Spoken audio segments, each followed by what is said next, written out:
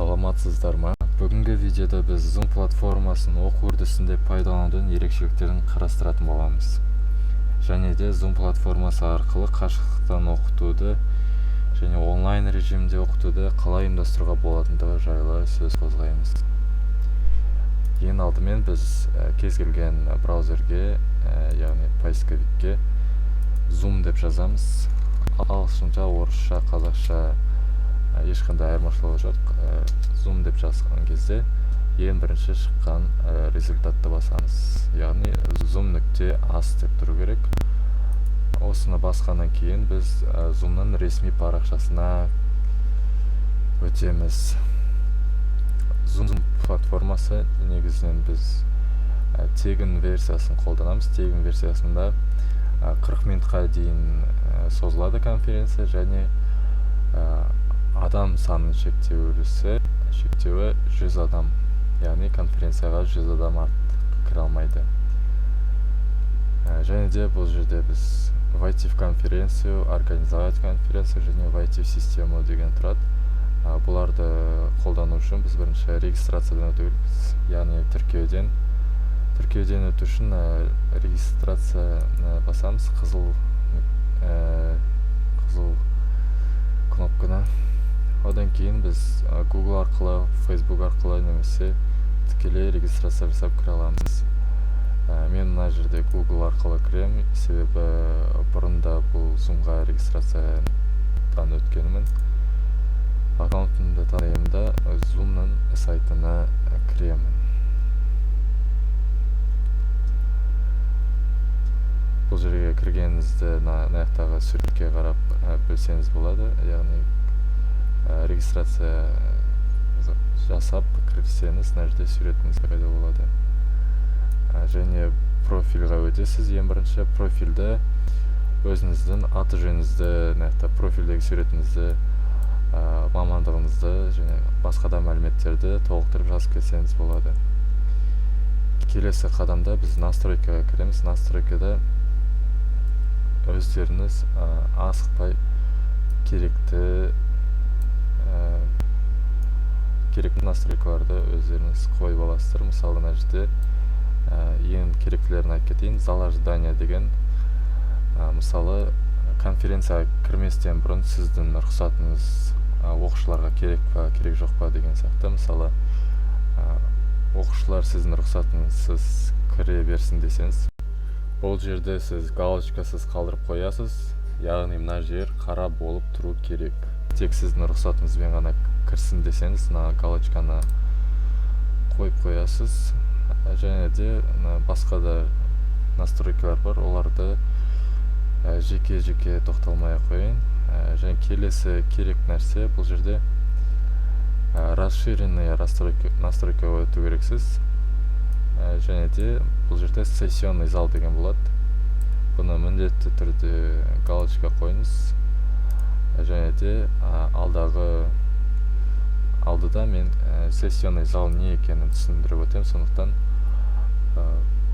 осыны галочканы қойып қойыңыз.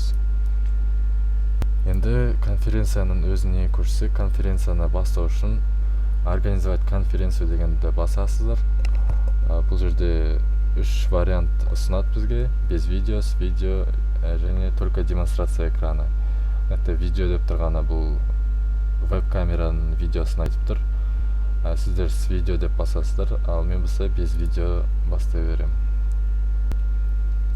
Бұны басқан кезде сізде Zoom приложениясын жүктеуді ұсынады. Яғни Zoom-мен жұмыс істеу үшін бірінші сіз Zoom-ның программасын компьютеріңізге немесе телефоныңызға орнатып алу керексіз. Және де конференцияға қатысушылар да оны жасау керек. Сондықтан оқушыларыңызға жазуды ұсыныңыздар. Телефоннан ол Play Market, App Store деген приложениялар арқылы жазады, ал компьютерде мына жерде загрузить сейчас деп шығады. Мына жерде сөйтіп компьютерлеріңізге Zoom программасын орнатып алсаңыздар болады. Бұны басқан кезде мына жерде осындай жазу шығады. Бұдан қорықпай қойсаңыздар болады. Ешқандай вирус емес, тек сохранить деген басасыздар. сол кезде установщик жазылады. Бұны басқан кезде запустить деп баса саласыз, сол кезде Zoom установить етіледі компьютеріңізге. Бұл менде программа бар болғандықтан бұл тез нетіліп, жүктеліп, конференция бірден бастап кетесіздерде кішкене ұзақ болуы мүмкін. Ал енді конференция басталды. Бұл жерде сіздер проверить динамики микрофон дегенді ең алғашында басып көріңіз. Басқан кезде сіз микрофоныңызды және динамик немесе наушнигіңіздің қалай істеп тұрғанын тексеріп алсаңыздар болады. Мен бұны өткем, сондықтан бұған тиіспей қоямын. Келесі войти с использованием звука компьютера дегенді баса саласыз. Және де бұл жерде экранның сол жағына назар аударсақ, екі кнопка тұр, яғни микрофон және веб-камераның управлениясы. Яғни микрофонды өшіріп қосып, веб-камераны өшіріп қосасыз осы жерден. Келесі ол безопасность деген раздел. Бұл жерде сіз қатысушылар не істей алады деген сияқты разрешение бере аласыз. Мысалы, оқушылар демонстрация экрана жасай ала ма, өз аттарын өзгерте ала ма, микрофондарын өшіріп қоса ала ма деген сияқты, осы жақта сіздер соған разрешение бересіздер. Және бұл жерде сіз профильдік суретті скрит ете салсаңыз болады. Келесі ол участники деген кнопка. Бұл жерде бұны басқан кезде сіз қатысушыларды көресіз. Яғни мына жерде қанша адам конференцияға кіріп тұр, соның саны тұрады, және сол қатысушылардың өздері аты жөндері жазылып тұрады.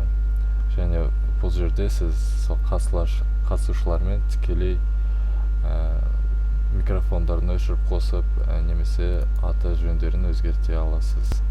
Және де бұл жерден сіз керекті адамды конференциядан шығарып та аласыз. Және де конференцияға адам шақыру үшін, яғни сілтемесін алып, оқушыларды, қатысушыларды шақыру үшін пригласить дегенді басасыз. Пригласитті басқан кезде сіздерде копировать ссылку приглашения, копировать приглашение деген шығады. Копировать приглашение дегенді басасыздар. Бұл сілтеме сіздің компьютеріңізде сақталды. Енді бұл сілтемені сіз почта арқылы немесе WhatsApp-тағы топтар арқылы және басқа да мессенджерлер арқылы сыныбыңызға жібере аласыз. Бұны жіберу үшін былай вставить ете саласыздар да жібересіз керек адамға. Олар сілтеме арқылы кіре алады тікелей, немесе идентификаторлық код арқылы. Мысалы, кодты мынандай жерге жазады, войти в конференцию дегенді болып, мына жерге кодты жазады, одан кейін войти дейді де, код доступаны жазып конференцияңызға кіреді. Ал енді тағы бір батырма, бұл жерде выключить весь звук дейді, яғни қатысушылардың барлығының микрофондарын өшіріп қоюға болады осы кнопка арқылы. Яғни сіз дәріс оқып отқан кезде басқалар сіздерге кедергі келтірмеу үшін басып қойсаңыздар болады. Келесі ол чат. Чат деген бұл өздеріңіз білесіздер, оқушылармен, қатысушылармен кері байланыс орнату құралы. Бұл жерге тікелей сообщение арқылы балалармен тілдесуге болады. Және де бұл жерде мына жерге назар аударған жөн. Бұл жерде сіз дидактикалық материалдарды тарата аласыз. Мысалы, басып таратпа материалдарды, дидактикалық материалдарды, немесе карталарды, тағы да басқа документтерді осы қатысушыларға жібере аласыз. Және бұл жерде кез келген видеолар болсын, соларға да сілтемені осы жақта жібересіз. Және де мына жерде смайлик тұр. Смайликтер арқылы сіз оқушылармен кері байланыс орната аласыз. Мысалға, бағдаршама әдісін мына жердегі түрлі түсті смайликтер арқылы жүзеге асырсаңыз болады. Мысалға, қызыл түсті, жасыл сары түсті, жасыл түсті смайликтерді оқушыларға көрсетіп, осылардың біреусін олар жіберіп сізге, сөйтіп сабағыңыздың қалай өткені жайлы рефлексия ала аласыз. Енді келесі демонстрация экраны. Бұл сіздерге ең керек құрал. Бұл арқылы сіз компьютеріңізде немесе ноутбугыңыздағы презентация болсын, тағы басқасын оқушылармен, қатысушылармен бөлісе аласыз. Мысалы, мына жерде экран деген тұрады. Яғни сіздің мониторыңыздағы болып жатқан бүткіл нәрсені көрсету, немесе бөлек-бөлек окноларды көрсетуге болады. Мысалы, презентацияны ашып қою үшін сіз бірінші керек презентацияны компьютеріңізде ашып қоясыз. Және тек содан кейін ғана демонстрация экрананы басып, мына жерде шықты презентациямыз. Осыны көп болып жанған кезде поделиться деп оқушылармен бөлісесіз. Және де бұл жерде егер сіз презентация емес видео қосатын болсаңыз, видео қосқан кезде міндетті түрде совместный доступ к звуку дегенді басыңыз. Сол кезде сіздің компьютеріңіздағы дауыстарды естиді. Яғни видео қоссаңыз, видеоның дауысы тек осы қосылған кезде ғана естиді. Презентациядан бөлек сіз мына жерде доска сообщений дегенді таңдасаңыз болады. Яғни бұл электронды тақта. Бұл жерде сіз оқушылармен бірігіп түрлі тапсырмаларды бірігіп орындасаңыз болады, немесе мына жерде текст арқылы бұл жерге тест тапсырмаларды қойып, варианттарын қойып, мысалы, оқушылар өздерін таңдағандарын мына жерде сызып, жазып көрсете алады. Бұл құрал оқушылармен кері байланыс жүргізгенге өте тиімді. Және бұл жерде тақтаға жазылған нәрсені сақтау үшін сохранить деген басасыз. Және де бұл уже тақта керек емес болған кезде остановить демонстрацию деп басасыз да, тақта жабылады. Енді келесі батырма запись батырмасы. Запись бұл сіздің өткізген конференцияңыздың, онлайн сабағыңыздың видео түрінде сақтауға мүмкіндік беретін құрал. Мысалы, сіз өткен сабағыңызды видеоға жазып, YouTube арнасына немесе электронды журналға салсаңыз болады. Келесі бұл сессионный залы. Бағана видео басында айтқандай настройкада қосқан едік. Бұл сессионный залы деген оқушыларды топқа бөліп жұмыс істеткен кезде өте тиімді құрал. Мысалға, сессионный залы деген бөлек-бөлек бөлмелер, яғни комнаталар ашу деген сөзді білдіреді. Мысалы, бірінші топтар өздері бөлек болады, ал екінші топтар өздері бөлек, тек өзара ғана өздерін бір-бірімен ғана сөйлесіп тақырыпқа немесе тапсырмаға дайындала алатын құрал. Мына жерде сессионный залы дегенді басқан кезде назначить вручную дегенді басасыз.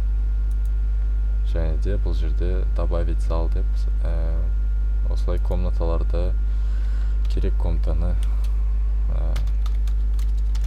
создать етесіз. Мысалы, бірінші топ деп, екінші топ деп осылай керек комнаталарды ашып қоясыздар да, открыть все залы дегенді басасыз. Сол кезде мынандай комнаталар ашылады. Және осы топтағы мүше оқушылар, мысалға, бірінші топтағылар бірінші комнатаға, ал екінші топқа жататындар екінші комнатаға кіреді. Сөйтіп, мына жақтағы балалар мына жақтағыларды естімейді, өздері жеке-жеке топ болып тапсырманы орындай алады. Және де сіз мына топтарға кіріп, олар не не істеп жатқанын тексере аласыз. Және осы топтық жұмыс аяқталғаннан кейін закрыть все залы деп аяқтасаңыз болады. Және келесі бұл реакция. Реакция арқылы сіз бағанағындай чаттағандай оқушылармен кері байланыс орната аласыз. Мына жерде де түрлі смайликтер бар. Және смайликтен бөлек мына жерде поднять руку деген батырма бар. Яғни осы арқылы жауап бергісі келген оқушылар өз ниеттерін білдіре алады. Және мына участники деген жерде қол көтерген оқушылар көрінеді. Және мына жерде қанша оқушы қол көтерді, соның саны жазылып тұрады. Осымен видео аяқталды. Назар қойып көргендеріңізге рахмет.